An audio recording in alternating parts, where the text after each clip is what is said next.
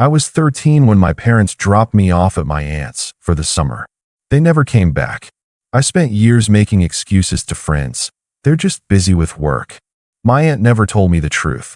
Then at 22, during my college graduation, my mom walked up like nothing happened. I took a step back and asked, "Why now?"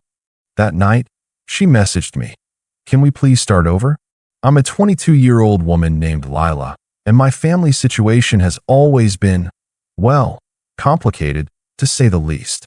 But the part that still messes with my head to this day happened when I was just 13. I never thought I'd be telling this story here, but the events of this past week have been enough to make me confront everything I've been running from. So here goes. It was the summer I turned 13 when my parents, David and Monica, told me I'd be staying with my aunt, Tessa, for the summer. Just a few weeks, they said. We need to take some time for ourselves. They didn't really explain much beyond that. No big family trip, no special vacation. They just said it was for the summer, like it was the most normal thing in the world. I'd never been away from home for this long, but I figured, hey, it's only a few weeks. I didn't have any siblings, and my aunt and I had always gotten along, so it wasn't a huge deal. Well, a few weeks turned into months. Months turned into years. I still remember the day they dropped me off. We lived in a quiet suburban neighborhood in Northborough, and my aunt lived a few towns over. The drive to her place wasn't far, but the feeling in the car was heavy. I remember asking if they were sure they'd be able to come get me soon, but my mom just looked at me with this tired, distant expression and told me to be a good girl for Aunt Tessa. Dad didn't say much. He was always quiet, but that day, he seemed somewhere else.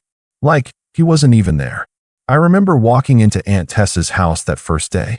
It was a small, cozy two-story place with a big porch and lots of plants everywhere, her thing. She was single, and I could tell that taking me in was a big deal for her, but she didn't make a fuss.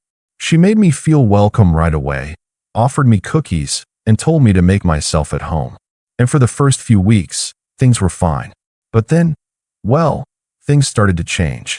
Aunt Tessa wasn't exactly a typical aunt. She was fun, but she was also strict in ways that I wasn't used to. She ran her household like a military operation. No TV before 7 p.m., no phone after 9 p.m., and always a structured routine. It wasn't bad, and for a while, it was the only thing I knew. But slowly, I started to notice the absence of my parents more and more. Their calls became less frequent, then almost non-existent. When they did call, they'd ask about school, how I was doing, but they wouldn't talk much about themselves. It was as though they were physically there, but emotionally gone. And after a while, I stopped asking questions. I just accepted that this was how things were. And that's when the excuses started. Every time someone asked me where my parents were or why I wasn't living with them anymore, I'd smile and say they were just busy with work or they were going through something, and I was helping out with Aunt Tessa. I didn't want to explain that my parents had disappeared from my life entirely, that I was left in a place where I didn't belong, where my aunt was trying her best, but, well, she wasn't my mom, was she? But here's the thing, I never knew what was going on. I never knew why they just left. Aunt Tessa never talked about it, never gave me the truth. She just kept up the act like everything was fine, like we were one big happy family. And after a while, I stopped asking her about it too. What was the point? She never gave me an answer that made sense. She would say things like, "You know your mom, Lila? She's just not good with emotions."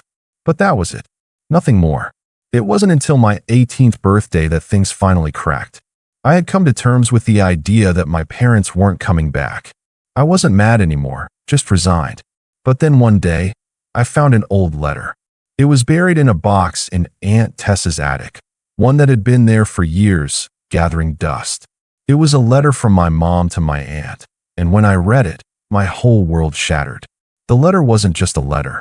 It was a confession about why they left, why they just abandoned me and never looked back.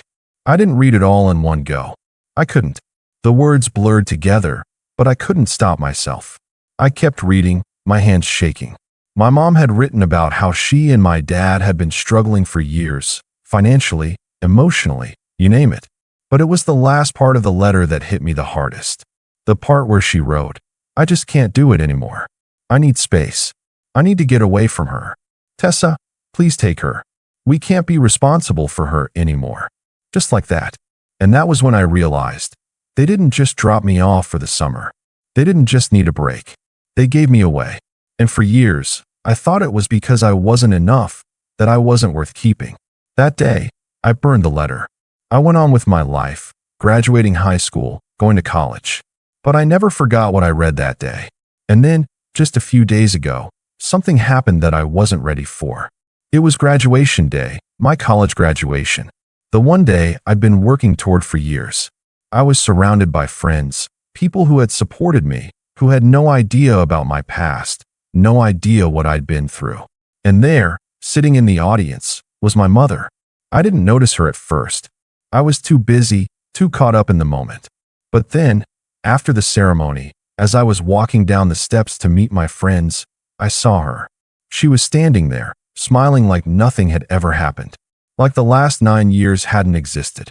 I froze, and I couldn't help myself. I took a step back, looked at her, and asked, "Why now?" She didn't say anything at first. Her smile faltered, and she just stood there, almost unsure of what to say. And then, that night, I got a message from her. It just said, "Can we please start over?" I stared at my phone for what felt like hours, not really knowing how to respond. I had so many questions, so many emotions swirling in my head. It didn't make any sense. Why now? Why after all this time?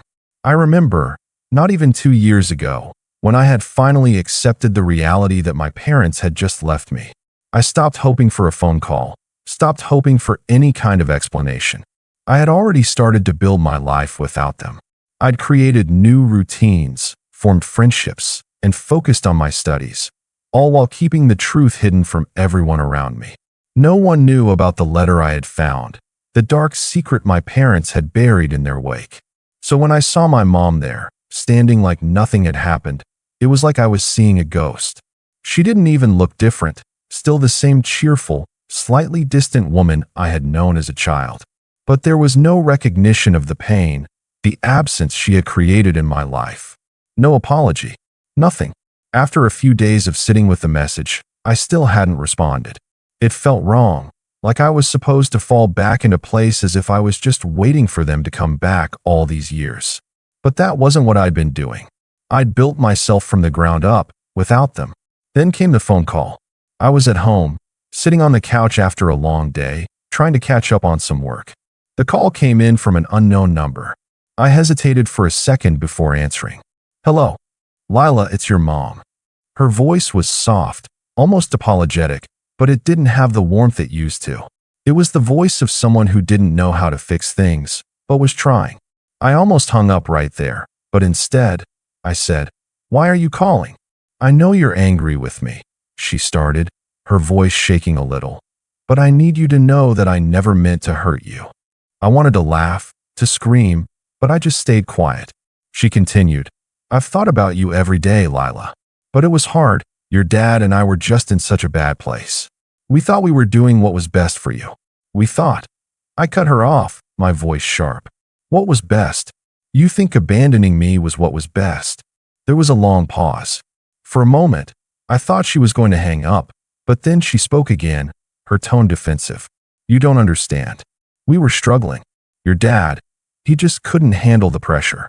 We were both at breaking points, and we couldn't take care of you properly. It wasn't about you, Lila, it was about us.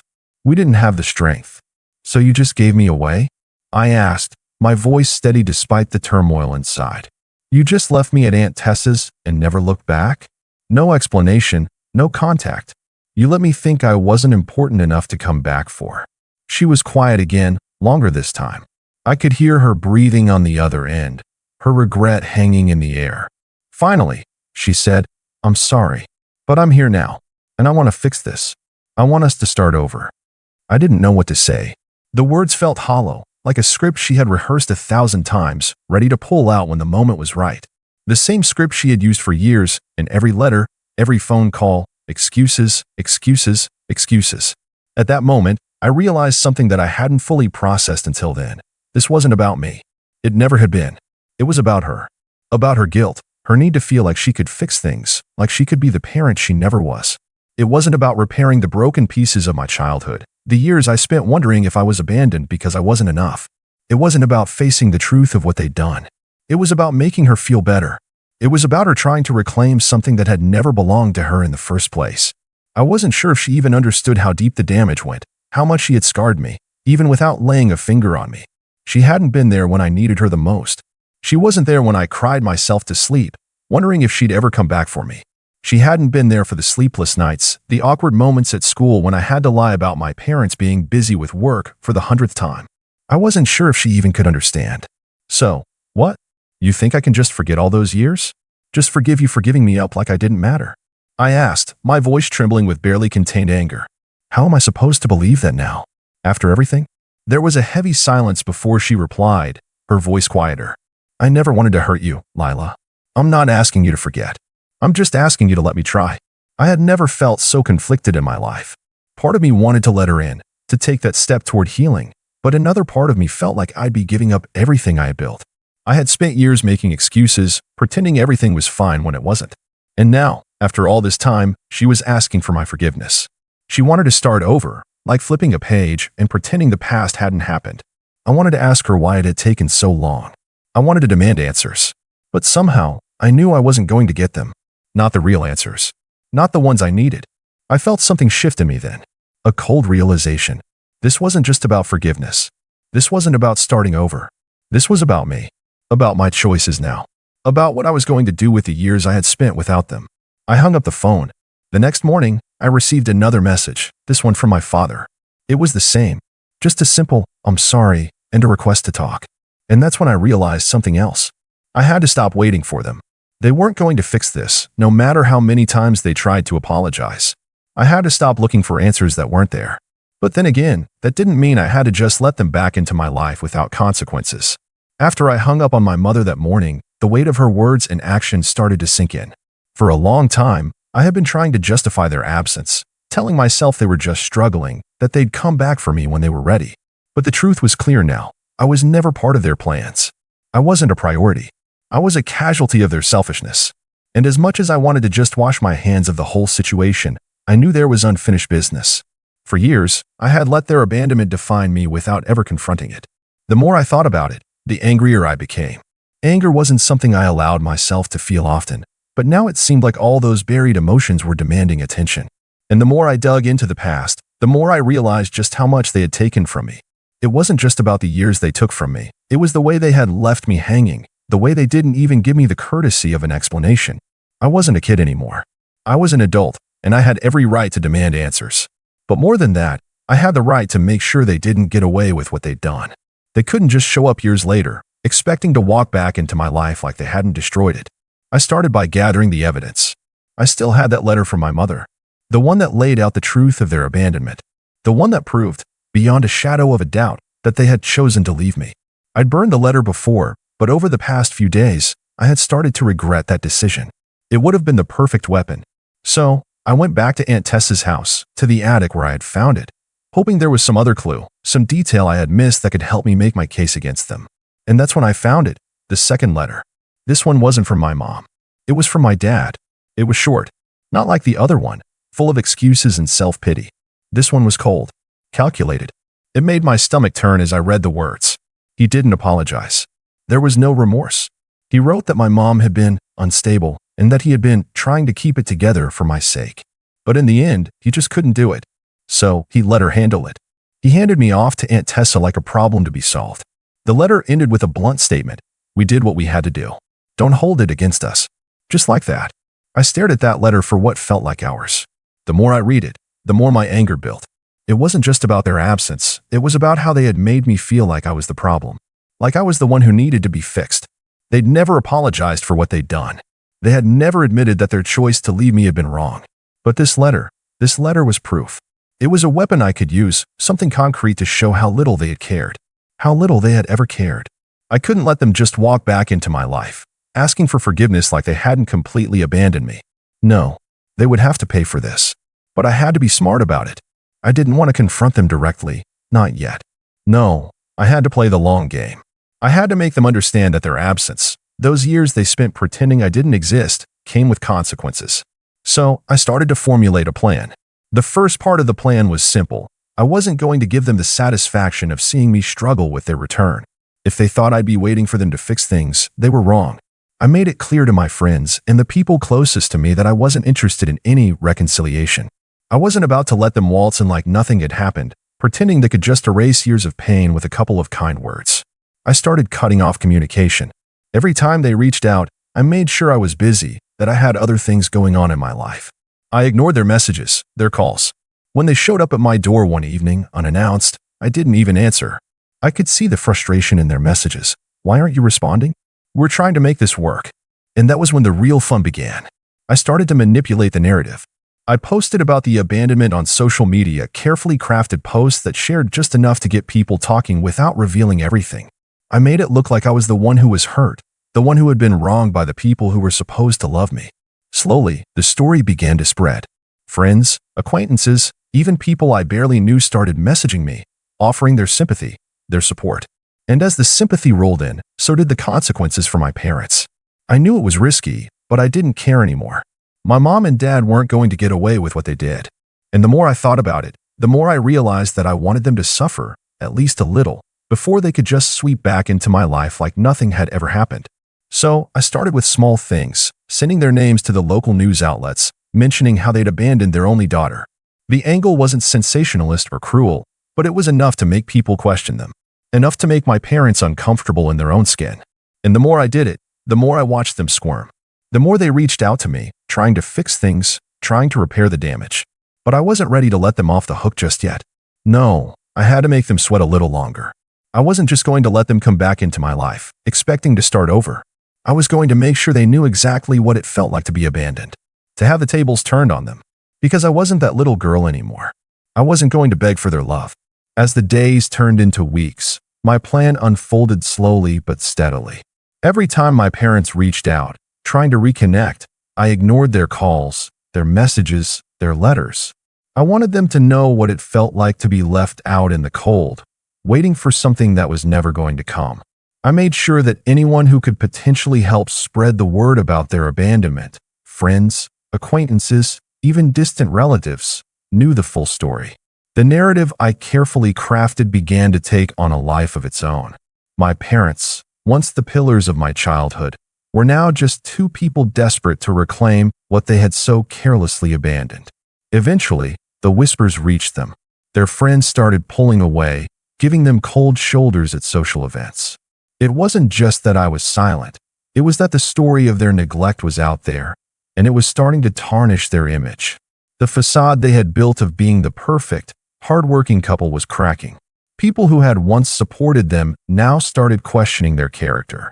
They couldn't hide behind the excuse that they had been too busy anymore. It was all out in the open. When my mom reached out again, it wasn't with a soft, apologetic tone like before. This time, she was angry. She called me repeatedly, but I didn't pick up. It wasn't until I saw her name on my phone screen that I finally answered. "Lila, stop this," she snapped, her voice shaking with frustration. "What do you want from us? We've apologized. We've done everything we can." I could hear the desperation in her voice, but there was something else too, the same entitlement that had always been there. She thought a few kind words, a couple of attempts to fix things, could erase years of abandonment. But that wasn't enough. "No," I said coldly. "You haven't done everything. You don't get to fix this just because you feel guilty now. You don't get to erase what you did." I heard her sigh deeply on the other end of the line, her voice quieter now. "We've tried, Lila. What else do you want from us?" "What else do I want?" I repeated, my voice steady but fierce. "I want you to understand the full weight of what you've done. I want you to understand that I'm not some child who'll fall into your arms just because you say you're sorry. You broke me, and now it's your turn to feel the consequences." There was a long silence, and for a moment, I thought she might finally get it. But then she spoke again, her voice laced with venom. "You think this is easy for us? You think we're the villains in this? You have no idea what we've been through. We did what we had to do. This was never about you." And there it was. That final confirmation. She still didn't get it. She still thought that her own struggles, her own guilt, could overshadow everything I had been through. She couldn't see past herself. "You're right," I said, trying to keep my voice calm despite the fury bubbling inside me. "This wasn't about me. It was about you, and it always has been. You never cared about me as much as you cared about making yourselves feel better." I hung up the phone without another word. In the weeks that followed, my parents became more desperate. They tried to apologize publicly, to make amends in front of the people who had once admired them. My father, usually a man of few words, went so far as to send out an email to all of their closest friends, admitting that they had failed me as parents, asking for forgiveness. But it was too late. The damage had been done. I didn't respond to their emails. I didn't attend the meetings they tried to set up. I didn't give them the satisfaction of letting them back into my life. I didn't need them anymore. And slowly, their world began to crumble. The friends who once adored them started backing away. Their social circles began to fall apart. People started to realize that they weren't as perfect as they had once seemed. My mom, the one who had always been so focused on appearances, began to retreat into herself, her pride chipped away by the shame of her past actions. The final straw came when they tried to throw a dinner party, inviting their closest friends to celebrate their reconciliation with me. It was an elaborate affair, full of expensive food and a show of trying to make things right. They thought that, by throwing money and lavish gestures at the situation, they could somehow erase the years they had lost. I didn't show up, and that, I think, was the most powerful thing I could have done. The moment they realized that I wasn't going to play along, that I wasn't going to let them rewrite the story they had so callously abandoned, was the moment their masks slipped for good. Their friends started to ask questions. Their actions became more scrutinized. Rumors about their inability to cope with the consequences of their actions spread. My father, once a proud businessman, lost clients who had been loyal to him for years. My mother was no longer the respected figure she once had been in their social circles. They tried to salvage their reputation, but it was too late. The truth had already been revealed. It wasn't about revenge anymore. It was about making sure they understood the full cost of their actions. For years, they had taken from me, leaving me with nothing but a lifetime of wondering why. And now, they were facing the consequences of their own choices. They had tried to come back into my life like nothing had happened, but they couldn't undo the damage. In the end, I wasn't the one left broken. They were. They lost everything they had spent their lives building: friends, respect, even their own dignity. And I moved on. I was no longer the child they had abandoned. I was a woman who had built her life without them, and I had no intention of letting them back in. They weren't just villains. They were the architects of their own downfall, and I had been the one to expose it.